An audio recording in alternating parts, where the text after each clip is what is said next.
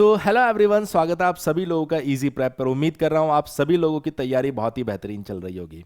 Dear students, आज का ये जो वीडियो है ये बेसिकली उन बच्चों के लिए है जो अभी बीसीसी एलई की तैयारी करना चाहते हैं या फिर जिन्होंने अभी इन दिनों में ही तैयारी शुरू की है। कारण ये है कि बहुत सारे बच्चों से जब हमारी बात होती है तो उनके दिमाग में पहला क्वेश्चन यही आता है कि सर, क्या आज से मैं तैयारी अगर शुरू करता हूं तो क्या मेरा सिलेक्शन हो पाएगा। जिनको ये लगता है कि सिलेक्शन हो जाएगा तो उनका क्वेश्चन ये आता है कि सर, क्या आज से अगर मैं डेडिकेशन के साथ प्रिपरेशन करूंगा तो क्या मैं अच्छी रैंक ले आ पाऊंगा। अगर मैं अच्छी रैंक ला रहा हूं, मुझे बेहतरीन कॉलेज मिल पाएगा।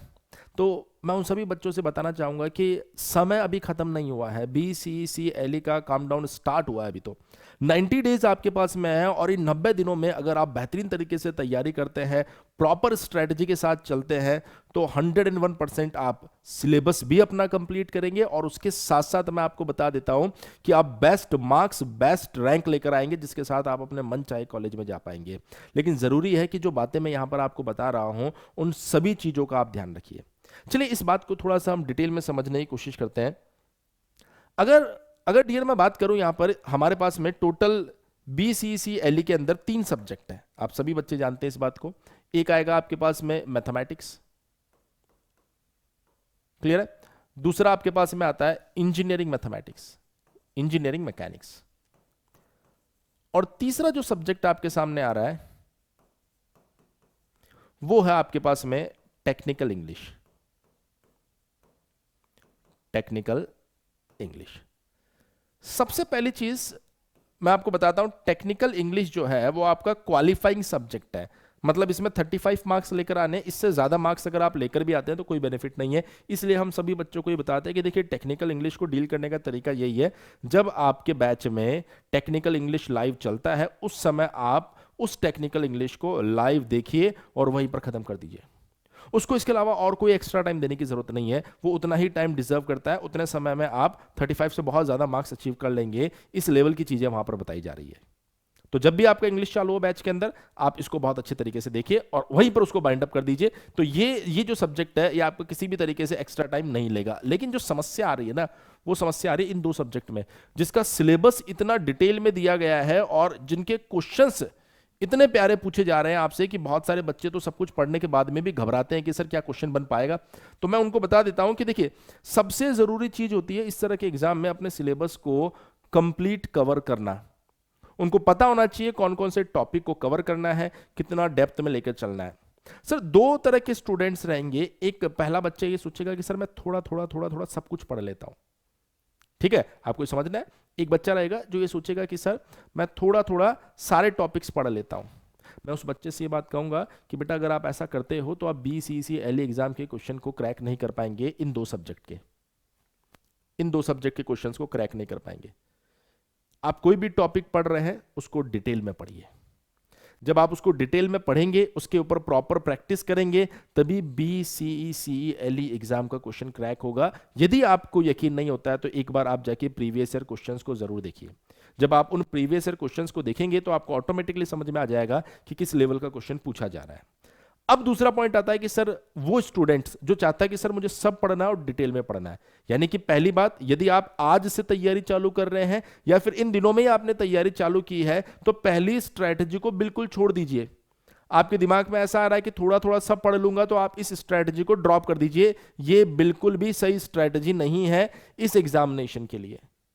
अब दूसरी स्ट्रैटेजी आएगी, जो पढ़ना है डिटेल में पढ़ना है, डिटेल में पढ़ना है, प्रैक्टिस करनी है, तब जाके एग्जाम में उसका क्वेश्चन हो पाएगा। तो मैं आपको बताता हूं कि सर क्या पढ़ना है और किस सीक्वेंस में पढ़ना है। यदि आप मैथमेटिक्स पढ़ रहे हैं तो सबसे पहले आप पढ़िए linear algebra. Sir linear algebra ऐसा क्यों? मैंने कहा देखिए, लीनियर अलजेब्रा वहां पर मैट्रिसेस के नाम से आपको सिलेबस के अंदर मेंशन होगा, मैट्रिसेस के नाम से मेंशन होगा। ये एक ऐसा चैप्टर है, जब आप इसको पढ़ते हैं तो आपको कॉन्फिडेंस आएगा और 3 से 5 क्वेश्चन लगभग यहां से पूछे जाते हैं और आपके एग्जाम में 3 से 5 क्वेश्चन कम नहीं होते हैं। और मैं 100% गारंटी के साथ बोल सकता हूं, उन 3 से 5 क्वेश्चन में कोई भी आपका सिंगल क्वेश्चन गलत नहीं होगा। कभी कभार ऐसा होता है कि 1-2 क्वेश्चन एक्स्ट्रा आ जाते हैं, मतलब हो सकता है 6-7 भी आ जाए, क्लियर है। लेकिन इन जनरल 3 से 5 क्वेश्चन आपको यहां से पूछे जाएंगे और एक भी क्वेश्चन आपका वहां पर गलत नहीं होने वाला। लेकिन जरूरी है कि आपके कोर्स में जो 19 वीडियोस 19 वीडियो जो हमने ऐड कर रखे हैं पूरे मैट्रिसेस के, जिसमें पूरा मैट्रिसेस डिटेल में पढ़ाया गया है, उसको आप आराम से देखिए, कोई जल्दबाजी मत कीजिए। सर 2x पर देख लूं, मैंने कहा ना, डिटेल में देखिए। ये चैप्टर है जो आपको मार्क्स दिलवा कर जाएगा। एक भी क्वेश्चन गलत नहीं होगा अगर आपने उसको अच्छे से देखा होगा। तो ठीक है सर, पहला पॉइंट हो गया। हम सबसे पहले देखेंगे लीनियर अलजेब्रा। उसके बाद में सर कौन सा टॉपिक पढ़ना चाहिए हमें? तो जब आप लीनियर अलजेब्रा पढ़ लेते हैं तो ये टाइम लेगा, पर ऐसा बहुत ज्यादा टाइम नहीं लेगा। उसके बाद में आपके पास में आएगा डिफरेंशियल कैलकुलस और इंटीग्रल कैलकुलस। मैं दोनों को कंबाइंडली कंसीडर कर रहा हूं। तो हमने कहा सर सबसे पहले हम यहां पर पढ़ेंगे differential calculus. Differential calculus, differential calculus के बाद में आप यहां पर पढ़ेंगे, देखिए वैसे तो अकॉर्डिंग टू सिलेबस आपको जाना चाहिए डेफिनेट इंटीग्रेशन। यदि मान लीजिए आपका डेफिनेट इंटीग्रेशन बहुत ज्यादा कमजोर है, तो इससे पहले हमने अपने कोर्स के अंदर इनडेफिनेट भी पढ़ाया है, क्योंकि हमको पता है कि जो बच्चा डिप्लोमा करके आ रहा है उसका इंटीग्रेशन बहुत वीक है। तो हमने अपने कोर्स के अंदर इनडेफिनेट इंटीग्रेशन भी पढ़ा रखा है। तो यदि अब यहां पर आपको डिसीजन लेना, यदि आपका इंटीग्रेशन स्ट्रांग है तो आप चाहे तो इस पार्ट को स्किप कर सकते हैं, डायरेक्ट यहां से अप्रोच कर सकते हैं। लेकिन क्या सर इतना इनफ टाइम है कि हम यहां से स्टार्ट कर सकते हैं? मैंने कहा बिल्कुल स्टार्ट कर सकते हो। तो आप यहां से भी इसको स्टार्ट कर सकते हो। अगर आप यहां से भी इसको स्टार्ट करते हो, इनडेफिनेट प्लस डेफिनेट इंटीग्रेशन, और उसके बाद में आप अप्रोच करें मल्टीपल इंटीग्रेशन पर। यह सीक्वेंस आपको फॉलो करना है। अब वो बच्चे जो थोड़ा सा मैथ्स जिनका अच्छा है वो यहां से स्टार्ट कर सकते हैं, इसका समय बचा सकते हैं। पर जिनका मैथ्स खराब है, मैं बार बार कहूंगा, समय बचाना आपके लिए इतना जरूरी नहीं है कि आप टॉपिक छोड़ दें। अगर आपको इनडेफिनेट नहीं आता है ना, तो बेटा आप यहीं से तैयार कीजिए, क्योंकि मैंने क्या बोला, डेप्थ में नॉलेज होना जरूरी है, वरना आप सिलेबस तो पूरा कर लेंगे पर क्वेश्चन सॉल्व नहीं कर पाएंगे। इन सब के अलावा अगर आप देखेंगे, इसके बाद में आपके पास में एक टॉपिक आएगा डिफरेंशियल इक्वेशंस। डिफरेंशियल इक्वेशंस, हमने कहा सर अगर डिफरेंशियल इक्वेशन की हम लोग बात करें तो अगेन जैसे लीनियर अलजेब्रा है वैसे डिफरेंशियल इक्वेशन है। डिफरेंशियल इक्वेशन से जो क्वेश्चन है वो लीनियर अलजेब्रा से भी कम पूछे जा रहे हैं, लेकिन जो क्वेश्चन पूछे जाते हैं वो आपसे 100% बनेंगे। इसके क्वेश्चन थोड़े से लेंदी होते हैं, क्लियर है? जैसे ऑर्डर, और मान लीजिए कि आपसे डिग्री पूछा तो ठीक है आप समझ जाएंगे, लेकिन अगर सॉल्व करने के लिए आ गया तो थोड़ा सा लेंदी हो सकता है। तो एग्जाम में मैं सजेस्ट करता हूं कि क्वेश्चन अटेम्प्ट करो, कोई दिक्कत नहीं है। यहां पर क्वेश्चन सही होने की प्रोबेबिलिटी बहुत ज्यादा होती है, तो आप इसको भी पढ़कर जाइए, मतलब इसके बाद में आप इसको पढ़िए। हमने कहा ठीक है सर, इस डिफरेंशियल कैलकुलस, इंटीग्रेशन और डिफरेंशियल इक्वेशन के बाद में एक चैप्टर हमने अलग से पढ़ाया है, जिसके अंदर हमने रिलेशन एंड फंक्शन पढ़ाया है। रिलेशन एंड फंक्शन, सर ये तो सिलेबस में एज सच कहीं पर हाईलाइट नहीं किया गया, तो आपने क्यों पढ़ाया? बेटा रिलेशंस एंड फंक्शंस की अगर मैं बात करूंगा तो यहां पर यह बताया जाता है कि फंक्शन कैसे डिफाइन किया जाता है, डोमेन क्या होती है, रेंज क्या होती है, कितने टाइप के फंक्शन होते हैं, कैसे आप उसका वर्टिकल लाइन टेस्ट करते हैं, ये सारी चीजें हमने इसके अंदर पढ़ाई है। तो अब यहां पर यह आपको डिसाइड करना है कि यदि आपका ये पोर्शन स्ट्रांग है तो आप चाहें तो इसको स्किप कर सकते हैं, जैसे आप इसको कर पा रहे थे। लेकिन यदि आपका ये स्ट्रांग, ये पार्ट जो है ये वीक है, तो मैं आपको बता रहा हूं बेटा डोमेन का क्वेश्चन भी आया हुआ है। तो ऐसा ज्यादा दिमाग नहीं लगाना पड़ेगा। अगर आप देखेंगे तो डिटेल में सारी चीज पढ़ाई गई है, अच्छे से सुनिए, समझिए, एक एक बात समझ में आएगी। तो यदि आपका बेसिक फंडामेंटल कमजोर है तो आप इसको भी पढ़िए। तो ये पूरा सेगमेंट आपका बेस्ट तरीके से तैयार हो जाएगा, और जैसे ये सेगमेंट आपका बेस्ट तरीके से तैयार हो जाएगा फिर आप पढ़ेंगे अगले सेगमेंट में। अगला सेगमेंट क्या आएगा आपके पास में? Vector calculus. अगला जो सेगमेंट आएगा वो क्या आएगा बेटा आपके पास में? Vector calculus. यदि मैं बात करूं सर वेक्टर कैलकुलस की, तो बेटा वेक्टर कैलकुलस को पढ़ने के लिए वेक्टर्स की इंफॉर्मेशन जरूरी है। वेक्टर्स की इंफॉर्मेशन जरूरी है। तो अगर आपका, अगेन मैं कहूंगा, मैथ्स अच्छा है, वेक्टर आप जानते हैं, तो आप डायरेक्ट वेक्टर कैलकुलस पढ़ना स्टार्ट कर दीजिए। लेकिन यदि आप सिर्फ और सिर्फ समय बचाने के लिए बोल रहे हैं कि सर वेक्टर्स मेरा अच्छा है, वेक्टर अलजेब्रा मुझे आती है, तो फिर आप गलती करेंगे, क्योंकि ये चैप्टर आपको बहुत परेशान कर देगा अगर आप इसके बारे में नहीं जानते हो तो। ये भी हमने पढ़ा है। क्यों पढ़ा है? क्योंकि हमको पता है आप में से 70 to 80% बच्चे जो इसको नहीं जानते होंगे। अभी लाइव क्लासेस चल रही है तो उसमें भी मैं ये चीज ऑब्जर्व करता हूं कि जब डॉट प्रोडक्ट आता है तो वहां पर बच्चा घबरा जाता है, कहीं पर प्रोजेक्शन लेना होता है तो वहां पर बच्चा घबरा जाता है। इसलिए हमने तो पूरा डिटेल में पढ़ा है, लेकिन अगर कोई बच्चा आज से तैयारी चालू कर रहा है, वो ये सोच रहा है कि सर मैं आपका कोर्स लेना चाह रहा हूं तो मैं ये पढ़ूं कि नहीं पढ़ूं, तो मैंने कहा ये आपका डिसीजन है। अगर आप डिटेल में जानते हैं तो आप इसको छोड़ सकते हैं, लेकिन अगर आपको 1% भी डाउट है तो मैं आपको बता रहा हूं पूरा पढ़िए बेटा, आपके पास भरपूर समय है, 90 डेज इनफ होते हैं बेटा इस एग्जाम की तैयारी के लिए, कहीं पर भी कोई कमी नहीं रहेगी। लगभग आपका जो एग्जाम रहेगा वो लास्ट टाइम पर जून लास्ट में था, अगर थोड़ा सा आगे लेके आए तो ज्यादा से ज्यादा जून मिड में कर देंगे वो, है ना। तो जून मिड तक आपके पास में 90 डेज आ रहे हैं, तो कोई दिक्कत वाली बात नहीं है, आप इसको बिल्कुल कवर कर सकते हैं और अच्छे से पढ़ के कवर कर सकते हैं। तो यदि आपको 1% भी अपने कॉन्सेप्ट पे डाउट है तो आप इसको जीरो से पढ़िए। तो आप देखिए 3 मेजर पोर्शन आपने कवर कर दिए, और उसके बाद में मैं आपको लेकर चलूंगा बच्चे सॉलिड ज्योमेट्री पे। और जब सॉलिड ज्योमेट्री जाएंगे आप, तो आप सभी बच्चे जानते हैं कि ज्योमेट्री की कितनी बेहतरीन नॉलेज होनी चाहिए, कितनी बेहतरीन नॉलेज होनी चाहिए इसके लिए। तो ये वो 4 सेगमेंट है, इसको भी आपको पूरा डिटेल में पढ़ना है और आराम से आप पढ़ लेंगे। उसके बाद में कुछ मिसलेनियस पोर्शन बच जाता है, जैसे अगर आप देखेंगे फोरियर सीरीज, तो मैंने कहा बिल्कुल पढ़ लीजिए, आपके पास समय तो कोई दिक्कत वाली बात नहीं। पर ये ऑर्डर जो है ये आपका बिल्कुल बेस्ट ऑर्डर है। इस ऑर्डर के अंदर अगर आप मैथ्स को पढ़ना चालू करेंगे तो देखिए ये जल्दी कवर हो जाएगा, ये टाइम लेगा, ये जल्दी कवर हो जाएगा, ये टाइम लेगा, क्लियर है। लेकिन वेटेज वाइज भी अगर आप देखेंगे तो इसका भी बहुत अच्छा वेटेज होता है, इसका भी बहुत अच्छा वेटेज है, इसका भी बहुत अच्छा वेटेज है, इसका थोड़ा सा कम वेटेज है, क्लियर है। और अगर मैं कहूं तो ये 2 पार्ट तो ऐसे हैं जिनका सबसे ज्यादा वेटेज आपको दिखाई देगा, ये भी भरा हुआ रहता है खूब। फोरियर सीरीज का थोड़ा सा आपको कम देखने को मिलता है, उसके अंदर 2 क्वेश्चन लगभग आपको देखने को मिल रहे हैं, क्लियर है। तो मेरे ख्याल से ये बात आपको समझ में आ गई कि मैथ्स को किस सीक्वेंस में आपको कवर करना चाहिए, और किसी भी बच्चे को मुझे नहीं लगता कि इसके अंदर अब कोई समस्या होनी चाहिए। बहुत सारे बच्चों के दिमाग में क्वेश्चन रहते हैं कि सर मैं अगर कोर्स से भी पढ़ रहा हूं तो क्या सीक्वेंस फॉलो करूं, तो मैंने कहा देखिए ये सीक्वेंस आप देख सकते हैं, और डिटेल्ड वीडियोस है, लाइव क्लासेस चल रही है, आप लोग कर ही रहे हैं। Sir what about the mechanics, देखिए बच्चे मैकेनिक्स के एक्चुअल में 2 पार्ट है, एक होता है स्टैटिक्स, एक होता है स्टैटिक्स, ठीक है। फिर उसके बाद में आएगा आपके पास में डायनामिक्स। अब क्या होता है, स्टूडेंट्स थोड़ा सा यहां पर डाइवर्ट हो जाता है, उसको लगता है समय कम है। मैंने कहा कोई समय कम नहीं है, समय भरपूर है, समय भरपूर है सर। तो वो समय कम के चक्कर में यहां से अप्रोच करना चालू कर देता है। डायनामिक्स के आप सभी बच्चे जानते हैं 2 पार्ट है, एक आएगा आपके पास में काइनेमेटिक्स, काइनेमेटिक्स, और एक आएगा आपके पास में काइनेटिक्स। अब वो सारी चीजें इसी में इंक्लूड हो गई है बेटा, सारी चीजें वो इसी में इंक्लूड हो गई है कि सर वो काइनेमेटिक्स जो है और काइनेटिक्स जो है पार्टिकल के लिए भी है, काइनेमेटिक्स और काइनेटिक्स जो है वो रिजिड बॉडी के लिए भी है। मैंने कहा सब आपको करवा रखा है। आप देखिए स्टैटिक्स पढ़ा रखा है जिसमें फोर्स सिस्टम पढ़ा रखा है, उसके बाद में फ्रिक्शन पढ़ा रखा है पूरा का पूरा डिटेल में, उसके बाद में ट्रस पढ़ा रखा है आपको पूरा। उसके बाद अगर आप आएंगे तो जो पार्टिकल्स के लिए काइनेमेटिक्स होता है, 1D motion, projectile motion, relative motion, ये सब पढ़ा रखा है आपको। उसके बाद में अगर आप काइनेटिक्स की बात करेंगे तो work energy principle, impulse momentum principle, linear momentum conservation principle, collision, सब पढ़ा रखा है। सर्कुलर मोशन, रिजिड बॉडी वाली कहानी चल रही है अभी, आपको पता होगा, रोटेशनल मोशन के बारे में हम चर्चा कर रहे हैं। तो अगर इस सब्जेक्ट को आपको डील करना है तो बच्चा क्या करता है जल्दबाजी में, उसको ऐसा लगता है कि सर ये जो डायनामिक्स है ना यहां से ज्यादा क्वेश्चन आते हैं, और ये बात बिल्कुल सही है कि यहां से ज्यादा क्वेश्चन आएंगे क्योंकि इसमें सिलेबस भी तो बहुत सारा ना, kinematics, kinetics for rigid body भी दे रखा है, kinematics and kinetics for particle भी दे रखा है, तो अपने आप में बहुत बड़ा सिलेबस हो चुका है ये। तो ऑफकोर्स इसके क्वेश्चन आपको ज्यादा दिखाई देंगे, तो बच्चा क्या करता है डायनामिक्स से पढ़ना चालू कर देता है। क्यों? उसको लग रहा है समय कम है, जबकि समय कम नहीं है। तो बेस्ट ऑप्शन जो होता है वो ये होता है बेटा, अगर आप ये वाला सेगमेंट नहीं पढ़ेंगे ना तो ये वाला सेगमेंट आपका कमजोर हो जाएगा।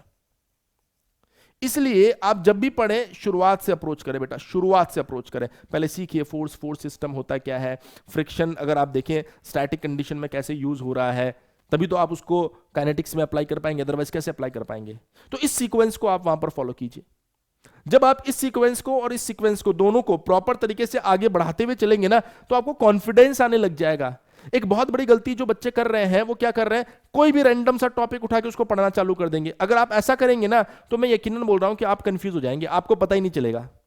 इसलिए जरूरी है प्रॉपर सीक्वेंस को फॉलो कीजिए। उसके बाद में 10 से 15% बच्चे हैं जो थोड़े से अलग रहते हैं, अलग मतलब उनको लगता है कि सर मुझे ये पता है तो मैं क्यों पढ़ूंगा। मैंने कहा ठीक है वो आपका डिसीजन है, लेकिन ये स्टैंडर्ड तरीका हो सकता है इसको डील करने का, और ये तो ऑफकोर्स स्टैंडर्ड तरीका है ही है। तो आपको अपने जो 90 डेज है उन 90 डेज को इन 2 सब्जेक्ट के ऊपर देना है। सर टेक्निकल इंग्लिश का क्या करना है, मैंने कहा टेक्निकल इंग्लिश जब लाइव चल रहा हो आपका उस टाइम पर आराम से बैठकर नोट्स बनाए और उसको देखिए, बस आपका काम टेक्निकल इंग्लिश से हो जाएगा। कारण क्या है, क्योंकि रैंक जो बनेगी इन 2 सब्जेक्ट से बनेगी, ये क्वालिफाइंग सब्जेक्ट है। तो मैं उम्मीद कर रहा हूं बच्चे इस बात को आपने समझा होगा कि किस सीक्वेंस में आप अगर सिलेबस कंप्लीट करने जाएंगे तो 100% आपका सिलेबस कंप्लीट हो जाएगा। अच्छा, इसके साथ साथ मैं एक और चीज बता देता हूं, बहुत से बच्चों के दिमाग में ये भी आता है कि सर अगर हम इनको कवर कर रहे हैं तो किस तरीके से कवर करें, मतलब क्या अप्रोच हमारी रहनी चाहिए। मैंने कहा देखिए, सबसे पहले यदि जैसे ये चैप्टर अगर हो गया है, अगर ये चैप्टर हो गया है आपके कोर्स के अंदर, तो आप इसको रिकॉर्डेड देखिए। आप इसको क्या कीजिए, रिकॉर्डेड देखिए, पहले तो नोट्स बना लीजिए, फिर कॉपी में जितने भी क्वेश्चंस है ना उनको खुद से सॉल्व कर लीजिए एक बार और। अगर सारे क्वेश्चन आप सही से कर पा रहे हैं ना तो चैप्टर तैयार है, इस पर डन लिख दीजिए, कोई दिक्कत नहीं है। सर ऐसा करने में बहुत समय लगेगा, मैंने कहा लगेगा, लेकिन मैं आपको बता रहा हूं इतना समय है अभी आपके पास में। सेम सभी सब्जेक्ट्स के लिए कीजिए, सेम सभी सब्जेक्ट्स के लिए, और उसके बाद में प्रीवियस ईयर क्वेश्चन सर आपको सॉल्व करवा ही रहे हैं, तो वहां पर जाकर देखिए कि सर पूरा पढ़ने के बाद में क्या मैं पीवाईक्यूज को समझ पा रहा हूं। इस बात को दिमाग में रखिए कि 100 में से 100 मैथ्स और मैकेनिक्स के क्वेश्चन कोई नहीं कर पाता है। 50 मैथ्स आ रहा, 50 मैकेनिक्स आ रहा, कोई नहीं कर पाएगा, तो आप कैसे कर लेंगे। तो पीवाईक्यूज देखकर आपको एक बार के लिए डर जरूर लगेगा, पर आप इस बात को समझिए कि इतना करना नहीं है हमको। क्लियर है। तो थोड़ा सा अपने अंदर सेल्फ मोटिवेशन को जगा के रखिए और ये मान के चले कि सर 90 डेज इनफ है। अगर मैं डेडिकेशन के साथ लग जाऊं तो एक जो मेजर समस्या आएगी कि सर कॉलेज साथ में चल रहा है, कैसे प्रिपेयर करें। मैंने कहा कॉलेज जितने समय जा रहे हो उतना समय कॉलेज को दीजिए, और उसके बाद जो 3 से 4 घंटे ना वो आप इस एग्जाम को दीजिए। लगभग 3 घंटे आपकी क्लास चलती होगी, उसके बाद 1 घंटा रिवीजन के लिए दे दीजिए बस। प्रैक्टिस भी सर लाइव करवाते हैं, तो इतना अगर आप कर लेंगे ना कि भाई हाँ सर के साथ साथ करते हुए चलेंगे हम लोग, अगर सर के साथ साथ करते हुए चलेंगे तो ऑटोमेटिकली प्रॉब्लम सॉल्व हो जाएगी। जैसे मान लीजिए कि अभी आपका वेक्टर कैलकुलस चल रहा है, तो रिकॉर्डेड में वेक्टर पढ़ लीजिए और उसके बाद वेक्टर कैलकुलस लाइव कर लीजिए, मॉड्यूल कंप्लीट। तो आपको ये देखना होगा कि सर जो लाइव चैप्टर चल रहा है उसको लाइव कनेक्ट कर लूं मैं, अगर कुछ पीछे छूट गया है तो 1 घंटा एक्स्ट्रा निकाल के उसको पैरेलली कवर करूं, पैरेलली। तो 2 साइड से एक्टिविटी आपको करनी पड़ेगी। जो बच्चे अभी लाइव पढ़ रहे हैं, सर कोई चैप्टर पीछे छूट गया तो उसको पैरेलली कवर करो। जिस बच्चे ने ऐसा सोच रखा मैं तो पूरा ही रिकॉर्डेड ही चलूंगा, वो सीक्वेंस को फॉलो कर सकता है।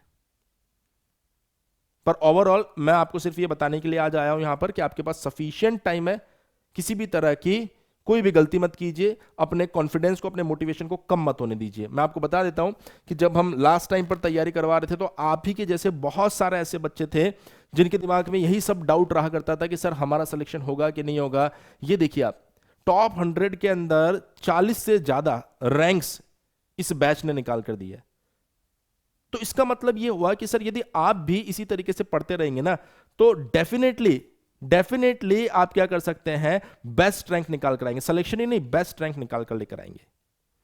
अगर आप में से कोई ऐसा बच्चा हो जिसने अभी तक बैच वगैरह ज्वाइन नहीं किया हो तो मैं बता देता हूं कि इजी प्रेप के ऊपर BCCLE का बैच 3 अभी चल रहा है। उसके लिए आपको कुछ नहीं करना है, जो कमेंट सेक्शन के अंदर या डिस्क्रिप्शन के अंदर आपको एप्लीकेशन इजी प्रेप का लिंक दिखाई दे रहा है, वहां से एप्लीकेशन को डाउनलोड कीजिए और डायरेक्टली आप क्या कर सकते हैं, वहां पर एप्लीकेशन पर जाकर, स्टोर पर जाकर बैचेस को देख सकते हैं और वहां से आप लाइव क्लासेस या फिर अगर आप डेमो क्लासेस देखना चाहते हो डेमो क्लासेस भी वहां पर देख सकते हैं। जैसे मान लीजिए आपके दिमाग में अगर कोई क्वेरी आ रही हो, किसी भी तरह का कोई डाउट आ रहा हो, तो ऐसी कंडीशन में आप हमारे हेल्पलाइन नंबर पर भी कॉल कर सकते हैं 7014639318। इसके ऊपर आप कॉल कर सकते हैं। अदरवाइज आप देख सकते हैं कि एक गूगल फॉर्म भी अटैच किया गया, उसको आप फिल कर सकते हैं। ये एक ऐसा बैच है जहां पर जीरो से एक एक चीज पढ़ाई जा रही है और बेहतरीन तरीके से पढ़ाई जाएगी। पूरा सिलेबस करवाया जा रहा है, पीवाईक्यूज करवाए जा रहे हैं, इसके साथ साथ मोस्ट एक्सपेक्टेड क्वेश्चन करवाए जा रहे हैं। जितनी भी चीजें अभी मैंने थोड़ी देर पहले बताई थी कि इससे पहले ये पढ़ो, इसके बाद ये पढ़ो, ये सब सीक्वेंस वाइज वहां पर आपको पढ़ाया जा रहा है और बेस्ट तरीके से पढ़ाया जा रहा है। बेसिक पढ़ाया जा रहा है, एडवांस पढ़ाया जा रहा है। तो यदि अगर आपने BCCLE की तैयारी चालू नहीं की ना तो आप अपनी तैयारी को आज से ही चालू कीजिए, क्योंकि अब आपके पास में लिमिटेड समय है, उस समय को मैक्सिमाइज करना आपकी जिम्मेदारी है। उम्मीद कर रहा हूं कि आज के इस सेशन से डेफिनेटली आपको समझ में आया होगा कि अभी आपके पास भरपूर समय है, हमें अपनी स्ट्रैटेजी को छोड़ना नहीं है, इस सीक्वेंस को फॉलो करते हुए सिलेबस को कंप्लीट करना है। बिना मतलब ऐसा नहीं कि आप आधा सिलेबस पढ़ के जाओगे, आधा सिलेबस पढ़ के जाओगे तो आप सोच के देखिए कि 50 में से 25 क्वेश्चन तो आप अटेम्प्ट देख ही नहीं पाओगे, बचे हुए 25 में से आपको सिलेक्शन करना है। तो ऐसा नहीं करना है, आप अच्छे से सब कुछ पढ़ के जाओ, सब कुछ आपको पढ़ाया जा रहा है, डिटेल में पढ़ाया जा रहा है, तो उन क्लासेस को पूरा करके जाओ। यकीनन आप अगले साल जब हम मिलेंगे तो इनमें से किसी ना किसी एक फोटो की जगह आपकी फोटो जरूर लगी हुई रहेगी। क्लियर है? Thank you so much. उम्मीद कर रहा हूं कि आज का सेशन डेफिनेटली आप लोगों ने पसंद किया होगा। इसके साथ साथ बता देता हूं मैं आप लोगों को, वो बच्चे जो PYQs की प्रैक्टिस करना चाहते हैं, तो इजी प्रैप यूट्यूब चैनल के ऊपर बैटल ग्राउंड नाम की सीरीज चल रही है, जो 6 मार्च से स्टार्ट हुई थी। डेली रात 9 बजे लीट एग्जामिनेशन में पूछे गए PYQs को लाइव सॉल्व करवाया जाता है। तो आप क्या कर सकते हैं, हमें वहां पर कनेक्ट कर सकते हैं। ये सीरीज बिल्कुल फ्री है यूट्यूब चैनल के ऊपर इजी प्रैप के। तो आप 9 बजे हमारे साथ कनेक्ट हो सकते हैं, जहां पर हम आपको इसके अंदर डिटेल्ड सॉल्यूशन और बेस्ट सॉल्यूशन आपको प्रोवाइड करवा रहे हैं। अभी तक इसके कुछ सेशंस हो चुके हैं, जिनको आप जाकर प्लेलिस्ट में देख सकते हैं और वहां से ये भी सीख सकते हैं किस लेवल के क्वेश्चंस इस पे सॉल्व करवाए जा रहे हैं। उम्मीद कर रहा हूं कि इजी प्रैप पर लीट एग्जामिनेशन से मिलने वाले लेटेस्ट अपडेट डेफिनेटली आप लोग पसंद कर रहे होंगे, इसलिए चैनल को सब्सक्राइब करना ना भूलें। थैंक यू सो मच, बने रहिए इजी प्रैप पर।